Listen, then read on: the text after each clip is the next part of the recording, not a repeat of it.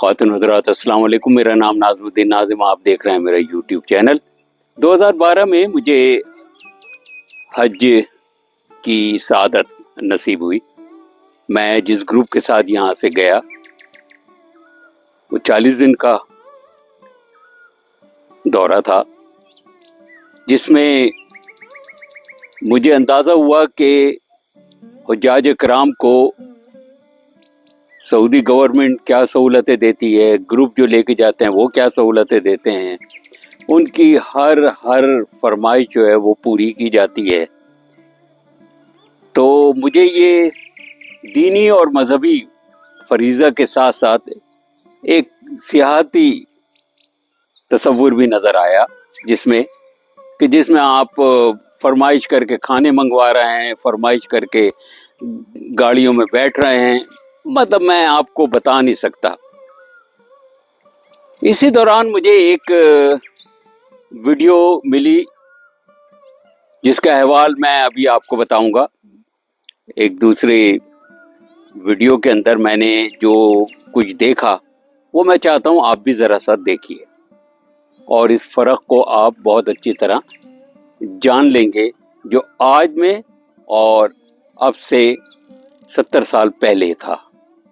आज मैं आपके लिए एक ऐसी डॉक्यूमेंट्री लेकर आया हूं जो 1928 में हज के ऊपर बनाई गई थी। इंडोनेशिया के हाजी जहाज़ से यहाँ पर पहुँचे जद्दा और उन्होंने हज किया।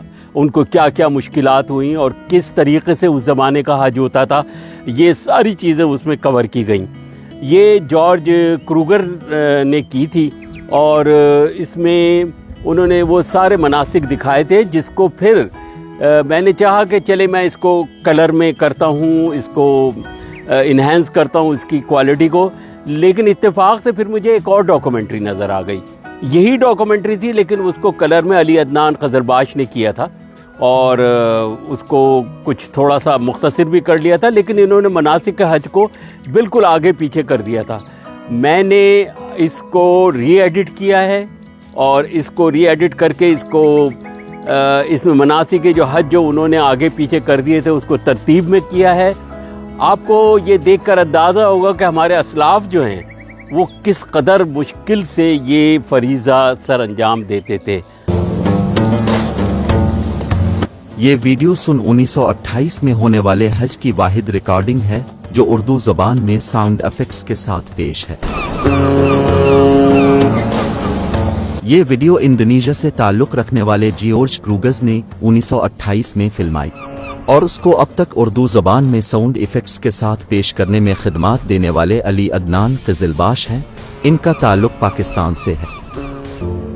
ये 1928 है। आज़मीन हज अपने मुल्कों से बहरी जहाज़ों में सवार होकर एक लंबा सफ़र तय करके जद्दा पहुंचना शुरू हो रहे हैं। जद्दा के करीब पहुंचने पर हर कोई खुश था। बहरी जहाज़ को लंगर अंदाज कर दिया गया। छोटी कश्तियां इन बड़े जहाज़ों के करीब आना शुरू हुईं तो लोगों ने भी अपना अपना सामान किस लिया।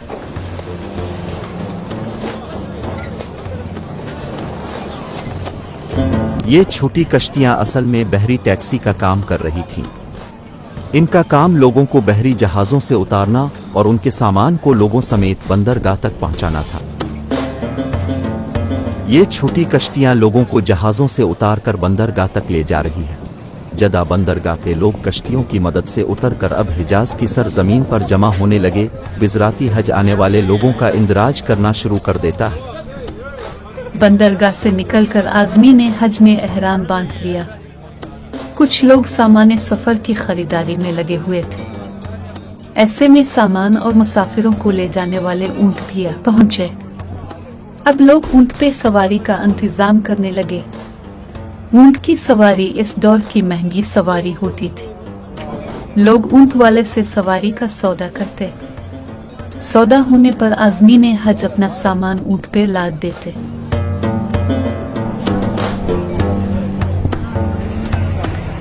ख़वातीन के लिए पर्दादार ऊँट यानी अमारियाँ तैयार की जाते।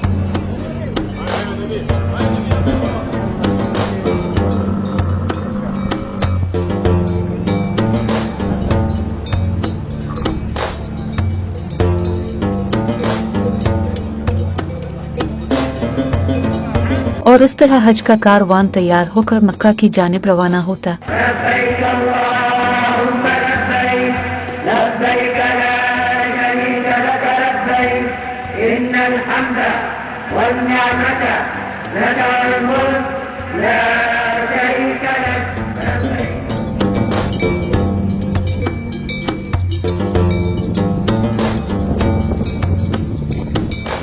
आज़मी ने हज अपने रब के हुजूर एक अजीम और आलीशान इबादत को अंजाम देने के लिए तपते रेगिस्तान को सख्त गर्मी में उबूर करते।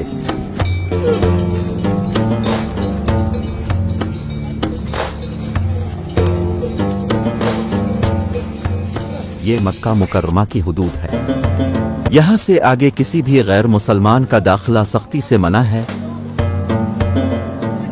चंद खुशकिस्मत आज़मी ने हज जो के सबसे पहले मक्का मुकर्रमा की हुदूद में दाखिल हो रहे।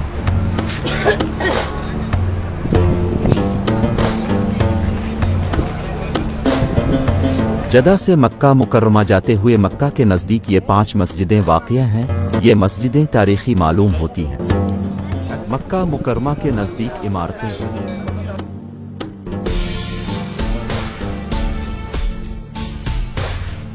ये 1928 का मक्का मुकर्रमा है।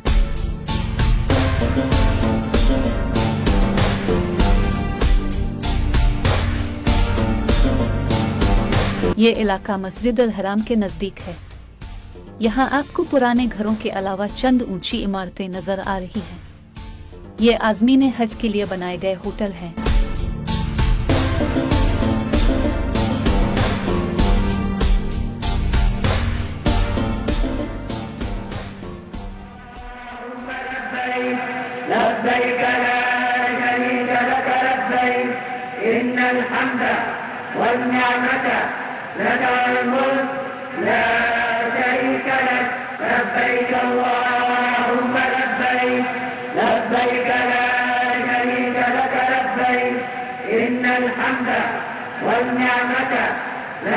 ये मस्जिद अल हराम है।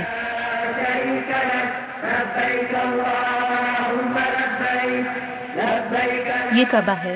काबे के गिर्द हाजी तवाफ कर रहे हैं। काबा के दरवाजे के सामने मकाम इब्राहिम है।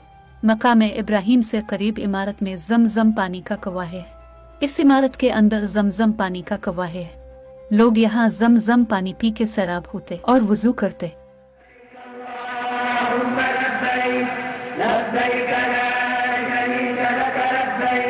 ये सफवा और मरवा पहाड़ियों के दरमियान की जगह है जहाँ हाजी सई कर रहे हैं।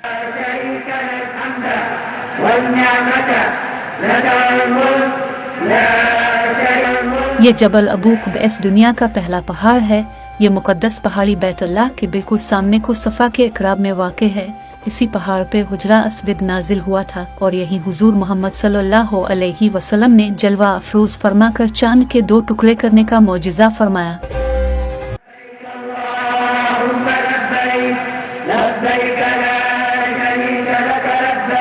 8 ज़ुल्हिज्जा हज शुरू हुआ। बैत अल्लाह का तवाफ और सई अदा किया और मिना की जानिब रवाना हो गए।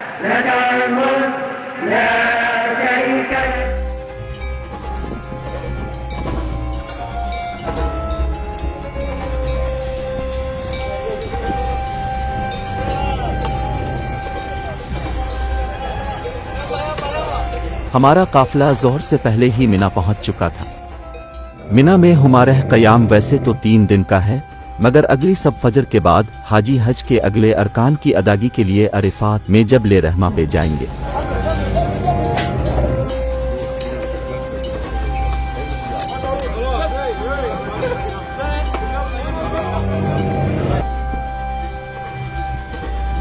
हाजी मिना के मैदान में जमा होने लगे। वहां पहले से ही हजारों हाजी पहुंच चुके थे और अपने खामे भी लगा चुके थे। कुछ हाजी खाने पीने का इंतजाम करने लगे और नए आने वाले अपना खैमा लगाने लगे।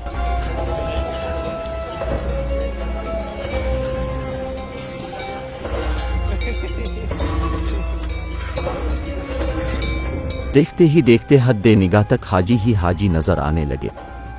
उस वक्त यहाँ दुनिया भर से तकरीबन 20,000 हाजी मौजूद थे।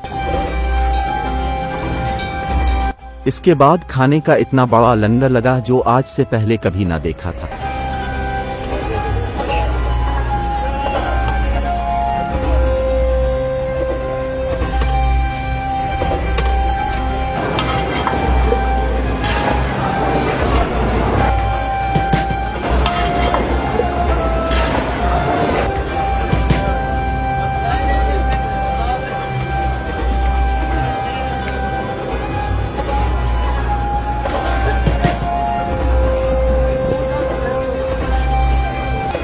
आपको ये जानकर हैरानगी हो कि यहाँ पानी जुबैदा की नहर का है।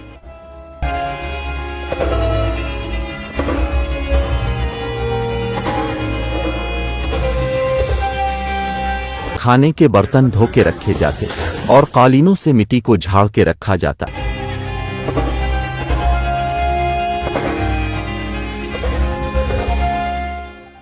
अल्लाहु अकबर, अल्लाहु अकबर, अल्लाहु अकबर, ला इलाहा इल्लल्लाह, अल्लाहु अकबर, अल्लाहु अकबर, वलिल्लाहिल हम्द। अगला दिन 9 जुल्हिज्जा है, यानी यौम अरफात है। फजर के बाद हाजी मिना से अरफात के लिए निकले। वहाँ मस्जिद मीमर्रा है। हज का खुतबा सुना, मस्जिद में जोहर और असर की नमाजें अदा की और फिर अरफात में मौजूद जबले रहमा पे जाके अल्लाह से अपने गुनाहों की माफ़ी मांगी और अल्लाह का जिक्र किया। जबले रहमा पे हाजी चढ़ने लगे और इस मकाम पे जहाँ हज़रत आदम अलैहिस्सलाम ने अल्लाह से मग़फ़िरत की दुआ की थी, वहाँ हाजी अपनी मग़फ़िरत की दुआ में मशगूल होने लगे। हाजियों को ज़वाल के फौरन बाद मीदान इराफा को छोड़ के मुज़दलिफ़ा में क़याम के लिए निकलना है। 9 ज़ुल्हिज्जा की शाम से 10 ज़ुल्हिज्जा की फजर तक मुज़दलिफ़ा में खोले आसमान तले ज़मीन पे क़याम हज का एक रुकन है। हाजी इस क़याम के दौरान अल्लाह के ज़िक्र में मशगूल रहते। इसी मैदान से तकरीबन 70 कंकरियाँ उठा लें। आज 10 ज़ुल्हज यानी ईद का दिन है। इस दिन मुज़दलिफ़ा से जमारात जाना है।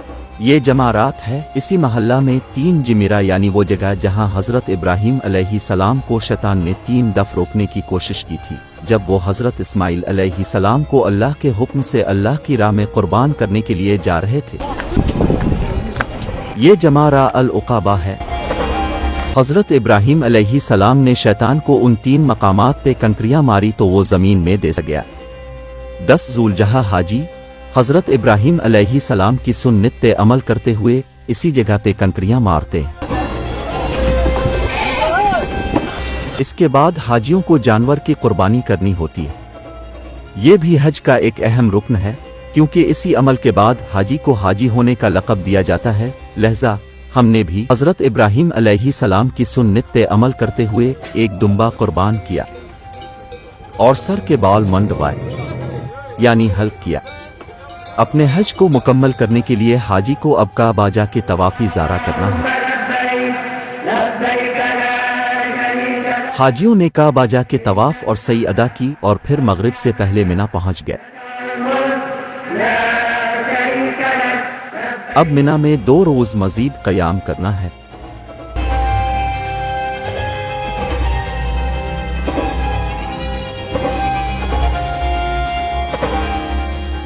बारह ज़ुल्हिज्जा हज का आखिरी दिन था।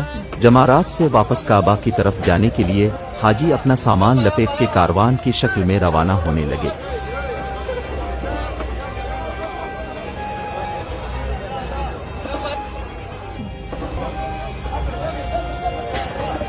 मिना फिर शहर खामोशा में तब्दील हो रहा था। जमरात की गलियां फिर वीरान हो गई। हाजी वापस बैत अल्लाह पहुंचे और काबे का तवाफ किया। ये तवाफ़ी विदा था, यानी बैत अल्लाह का आखिरी दीदार।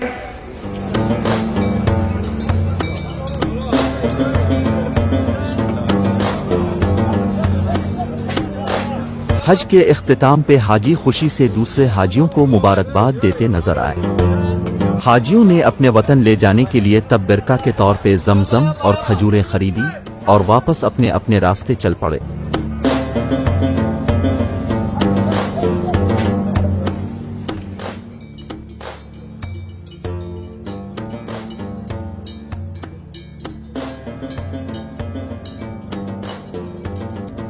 हमारा काफिला वापस जदा बंदरगाह पहुंचा तो हम दोबारा उन छोटी कुश्ती में सवार हुए।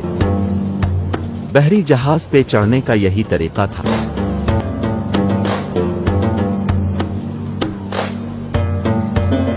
हम एक दफा फिर बहरी जहाज पे सवार हुए, मगर अपने वतन वापस जाने के लिए।